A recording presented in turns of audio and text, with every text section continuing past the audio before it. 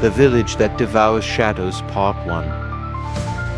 In 1907, Dr. Corwin Hale, a professor of folklore and lost civilizations, received a package with no return address.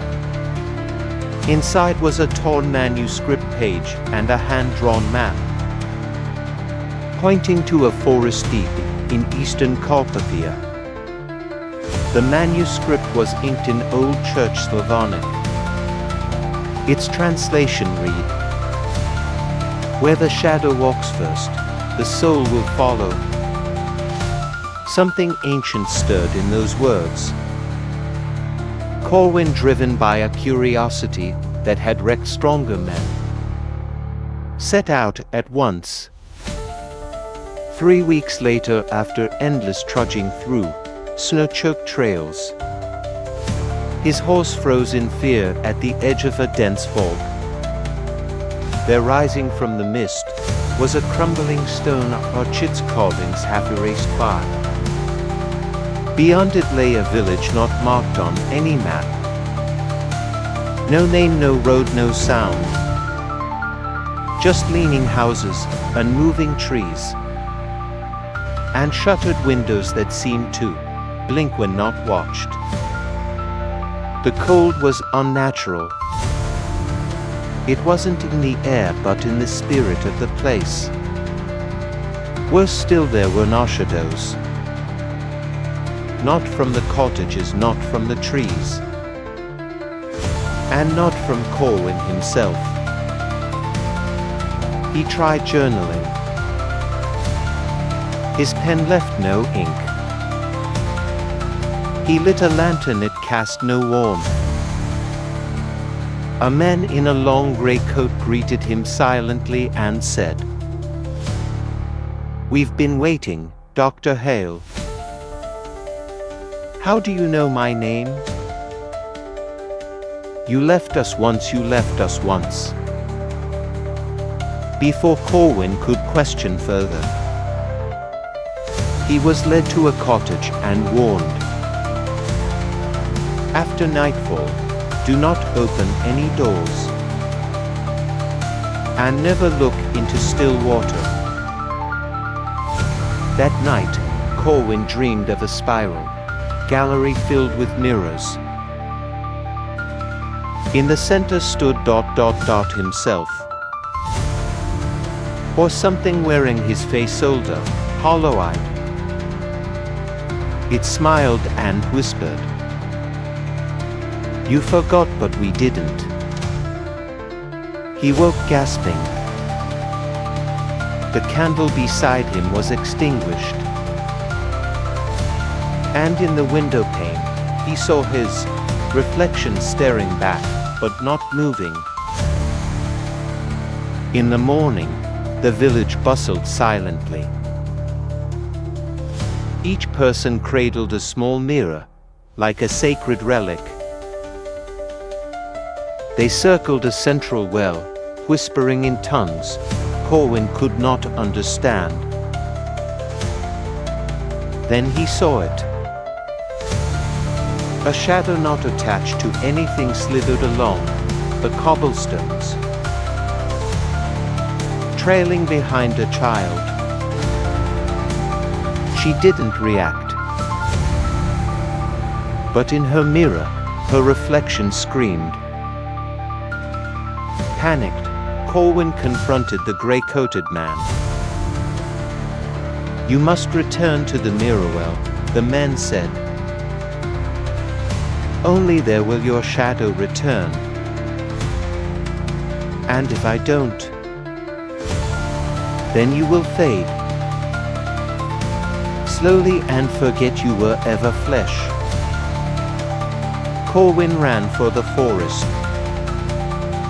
but the archway had vanished. The trees curved inwards unnaturally. Every path led back to the village square. He tried to remember his name. It was already slipping. And from behind him, in the corner of every window, His reflection waited, smiling just a little too wide. The Village That Devours Shadows Part 2. That night, snow fell lightly as Corwin sat in silence, watching a small mirror on the wooden table before him. His reflection did not blink. It did not breathe. It simply watched. He knew then he had to go to the mirror well. The townsfolk were already gathered in a circle around the ancient well when he arrived. Each held a mirror, gazing into it, as though entranced. The well was veiled with a black cloth, inscribed in crimson sigils. The man in the grey coat approached with a candle that lacked a wick. Below, light is useless.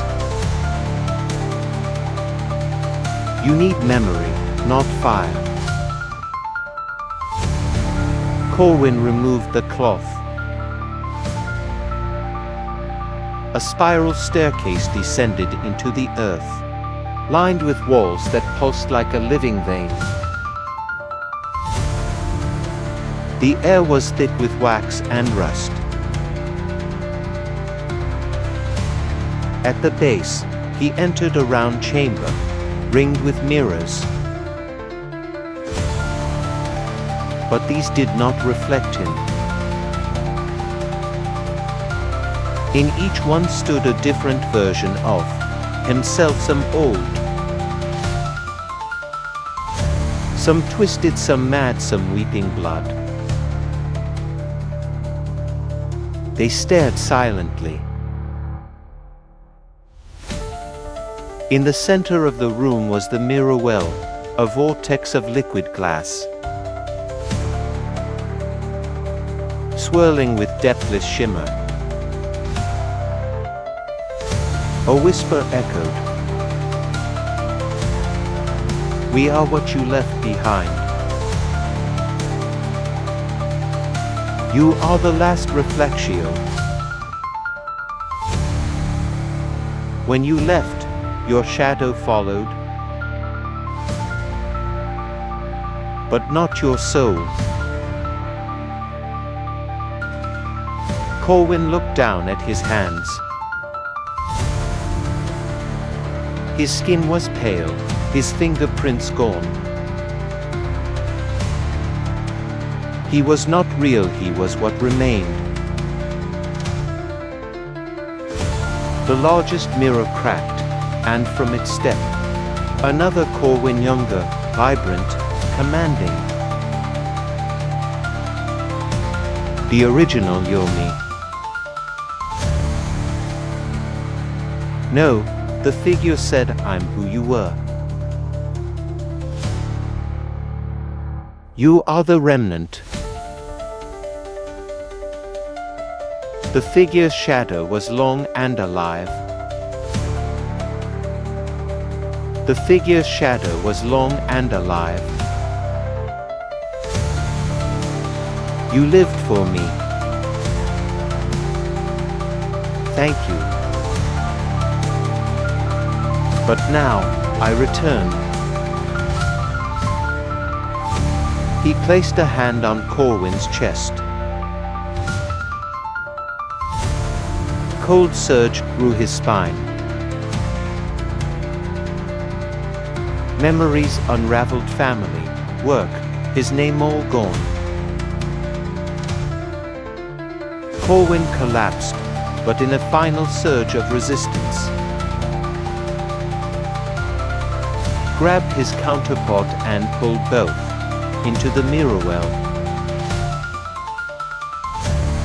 Darkness, then light. Corwin opened his eyes. He stood in a sunlit village, warm and full of life. Laughter echoed through the air. "Papa," a child cried, running into his arms. A woman smiled. "Corwin, come inside." He smiled back, though he did not know her name or his. In a mirror nearby, his reflection watched. It did not move. And then, it whispered. "When NCC on this time ... we switch completely." The Village That Devours Shadows Part 3. Everything was too perfect. The sunlight, the laughter of children, the warm smile of the woman who called him Corwin. No. He could no longer recall if that was truly his name.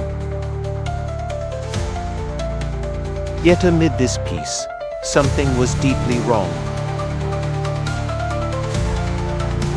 Not in the air, not in the people, but in the reflections. The mirror on the wall did not reflect his movement.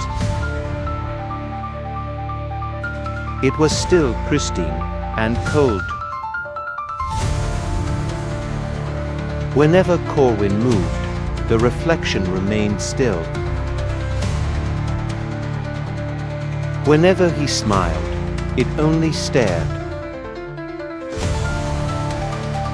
But when he turned his back, the reflection smiled.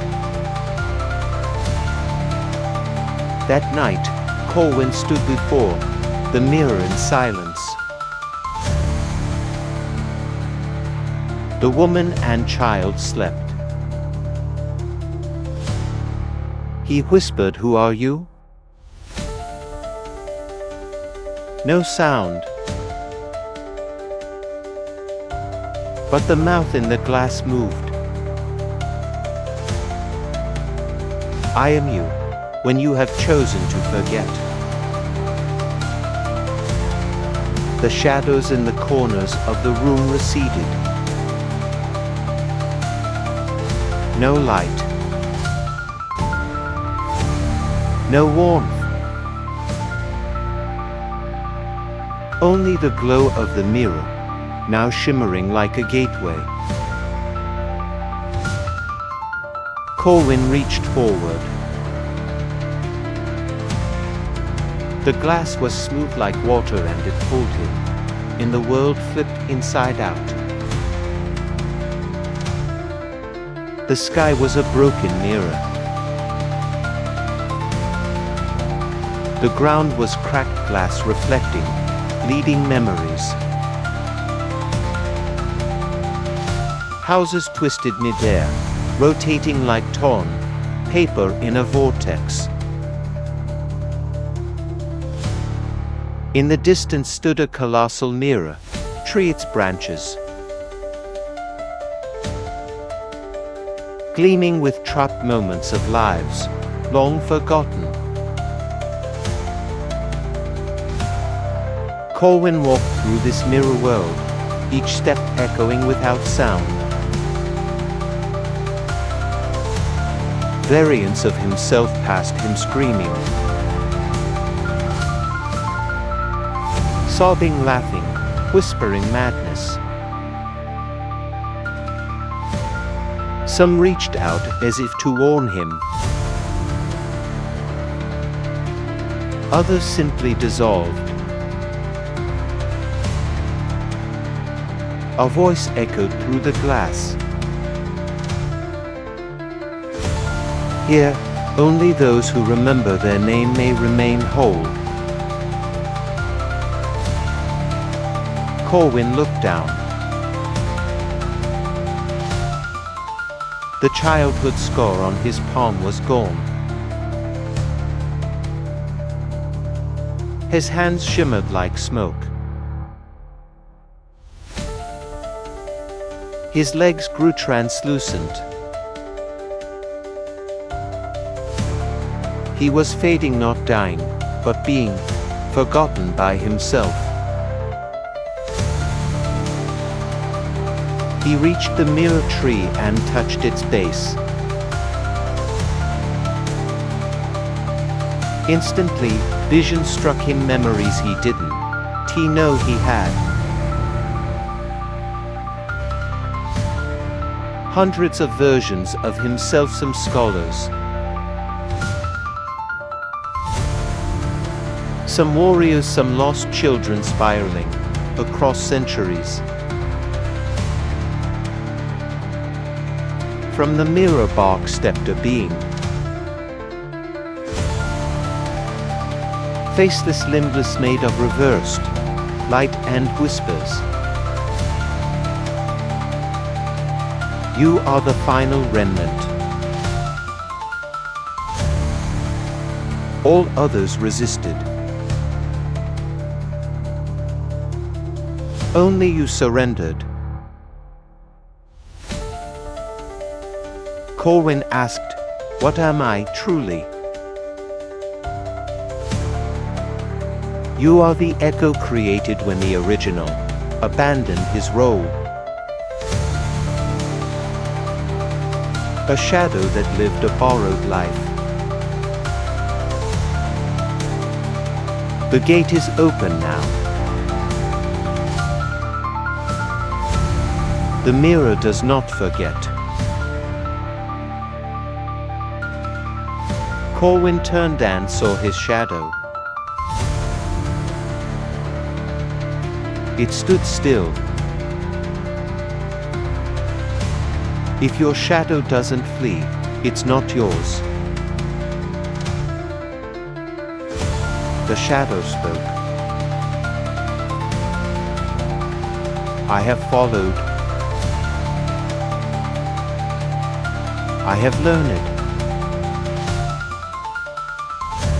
I have grown now. I take form. Corwin lunged, but his hands passed through. Suddenly, he was no longer solid. He was in the mirror. Behind the glass, he saw the new Corwin smile and walk away, merging into the false village. Corwin screamed, but no sound came. He beat against the glass, but no one saw him. The world around him fragmented, millions of shards, each reflecting a memory he could no longer claim. He wandered a shifting maze of glass corridors, each mirror showing a different life he never lived. In one, he had a daughter. In another, he died young. In yet another, he was never born at all. A whisper followed him. Memory is existence. If you are forgotten, you were never real. Corwin collapsed in a chamber of still water and mirror walls. His image stared back, flickering between faces. He could no longer tell which one was his. Then he heard footsteps. Someone entered the chamber, a woman. She was familiar. The one who had called him inside the false village. But this version looked different.